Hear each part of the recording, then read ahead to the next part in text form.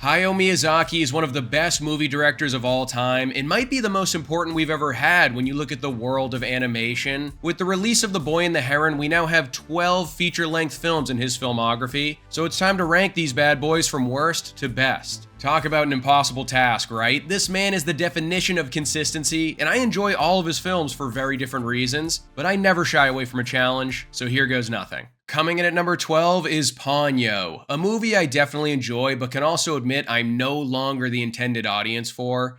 To me, Pono is far and away the most kid-friendly Miyazaki movie to date, but that's obviously by design here. It's kind of a departure from the usual intricate storylines and heavy themes we know he likes to play around with. The story is easy to follow, it's bursting with color, and it is animated to perfection. I mean, come on, that scene where our two main characters are driving home, massive tsunami behind them with giant waves turning into fish, and Ponyo is running on their backs, is still one of the best animated sequences I've ever seen in my entire life.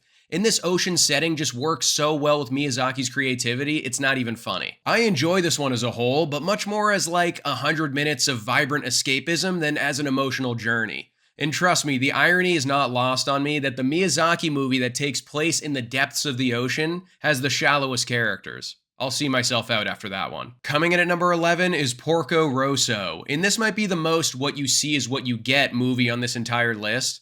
You're promised 90 minutes of a World War I fighter pilot turned into a pig hunting air pirates, and that's exactly what you're given. When it's chugging on all cylinders, it's really good, and the dogfights in this movie might be some of the most thrilling action scenes ever put in a Miyazaki film. And there are some interesting ideas being touched on around PTSD and self-acceptance, but the storytelling and pacing leave something to be desired. There's just not a ton of emotion here outside of Porcoroso himself, and I don't really remember any of the other characters involved in the movie, which is a rare occurrence when we're talking about Miyazaki. But there's still enough comedy and action in this film for this porker to dish out a smoother ride than anything you'd get on Spirit Airlines. Trust me on that. Coming in at number 10 is The Wind Rises, and this is one of those movies where I can recognize how good it is, even if it's not one that really resonated with me all that much. It's just not the type of story I'm looking for when I sit down to watch a Miyazaki movie. I'm looking for fantastical worlds, bizarre creatures, and larger-than-life characters. And this one is a lot more grounded in nature due to it being a semi-historical drama about aviation. It's kind of like Christopher Nolan's Oppenheimer, where I can recognize that it's a polished epic in every sense of the word, but at the same time, I just don't envision myself revisiting it all that often for a couple of different reasons. That being said, the story is powerful, the characters are interesting, and the topic is clearly one that Miyazaki is very passionate about, and that comes through effortlessly in its execution. Coming in at number 9 is Castle in the Sky, and this movie is a trip. It's filled to the brim with adventure, giant robots, and flying machines. It honestly feels like an early version of Treasure Planet, a movie that I hold very near and dear to my heart. I just really love adventure films. Raiders of the Lost Ark is my favorite movie of all time, and it has been for 20 years now. But I think this movie would have ranked even higher on my list if I was introduced to it at an earlier age. It just kind of seems like one that would have resonated with me as a young kid. I also feel like the film moves at such a rapid pace that there weren't that many moments where we really get a chance to slow down and learn about these characters all that much. That being said, they're still a super likable pair, and you have a genuine interest in them completing their goals. Not one of my favorite Miyazakis, but it gets the job done. Coming in at number 8 is Kikis Delivery Service, and this has got to be one of the most sweet and innocent films on this list. Not nearly as grand or globe-trotting as some of Miyazaki's other movies, but it's not trying to be. It's much more of a coming-of-age story about this young girl that goes to the city and tries to make something of herself.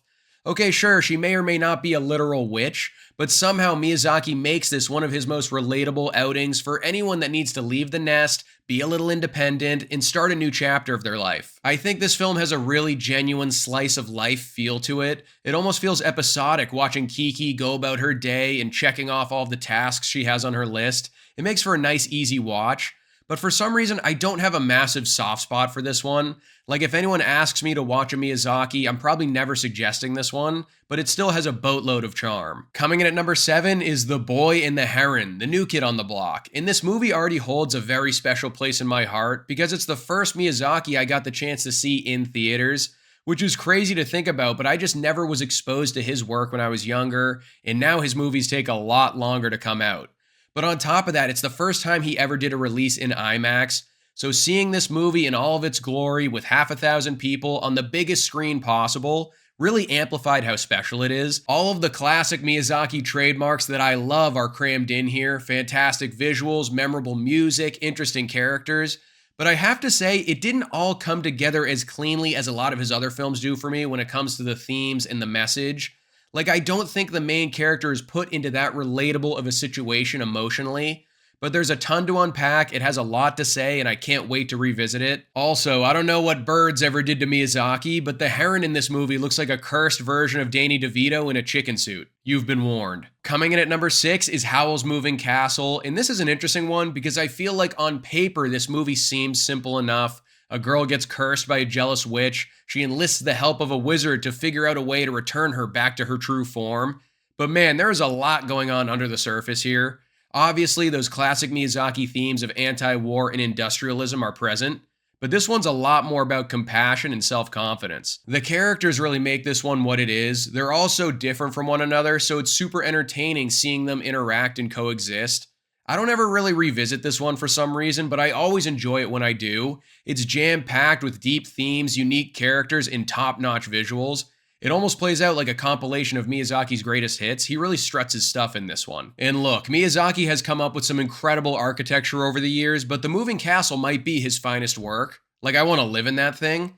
They just turned Shrek's swamp into a real-life Airbnb, so please, somebody make it happen for your boy. Coming in at number 5 is Lupin III, The Castle of Cagliostro, and this one might go down as the most underseen and underappreciated Miyazaki movie in his entire catalog.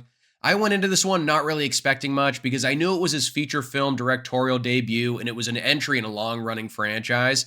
So I just assumed more than anything else he used this one to get his foot in the door and that it wouldn't really have that trademark Miyazaki magic behind it. Yeah, couldn't have been more wrong about that. This movie is basically what you would get if Miyazaki took Ocean's 11, Uncharted, Scooby-Doo, and tossed them into a blender on the highest setting. If that doesn't sound like an adventure you want to embark on, you gotta check your pulse, because this movie is filled to the brim with mystery, shootouts, comedy, mythology, you name it. And growing up as someone that loved reading Tintin, the Hardy Boys, and the Time Warp Trio, this movie just really scratched that itch for me. Nowhere near Miyazaki's best when it comes to story and emotional depth, but holy shit is this film a total blast from start to finish. Coming in at number 4 is My Neighbor Totoro, and I don't know if the words happiness and joy existed before this came out, because that is exactly what this movie is.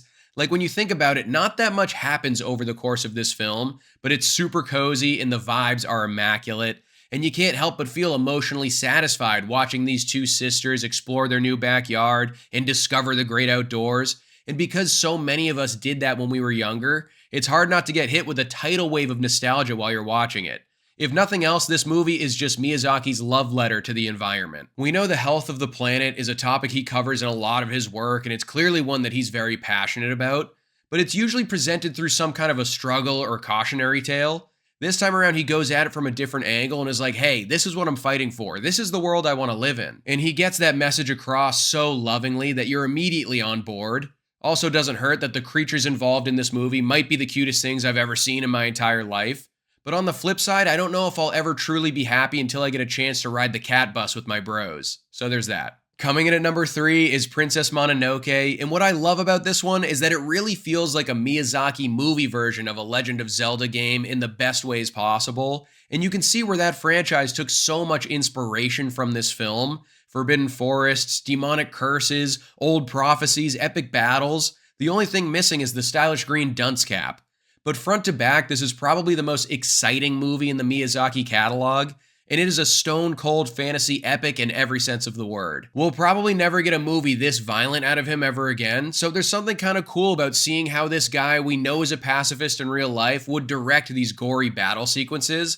The characters are great, the scale is massive, and the world building is insane. Like, I don't know how Miyazaki comes up with this level of lore every few years. The guy needs to be studied in a lab immediately. Coming in at number 2 is Nausicaa of the Valley of the Wind, and it's not even funny how much I'm the target audience for this movie. At the end of the day, I'm just a total science fiction nut, and this is the Miyazaki film that leans the hardest into that genre. You have a glorious poo-poo platter of famous works this was inspired by and went on to inspire. I'm talking Dune, Mad Max, Lord of the Rings, Basically, everything that's awesome is balled up and put into this movie. And I feel like Miyazaki's themes of environmentalism and anti-war have never been stronger or more prominent than they are in this movie. I mean, you have a post-apocalyptic world, warring factions, nature versus technology.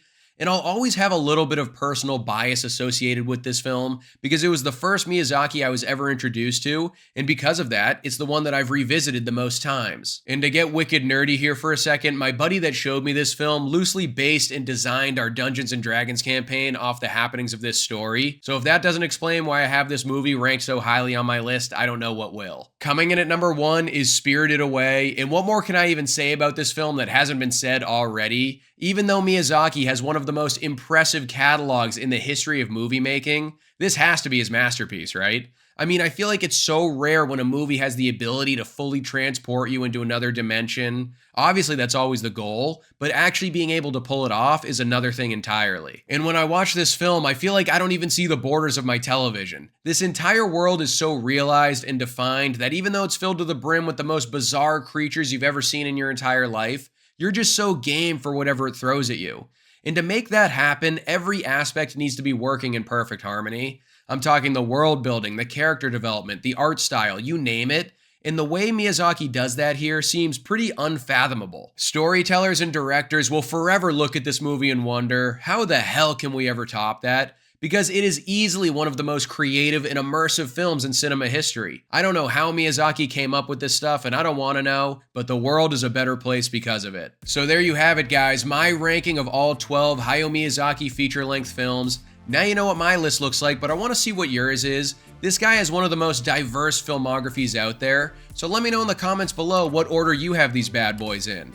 Don't forget to like this video and subscribe to the channel if you haven't already, and I'll see you guys at the next one.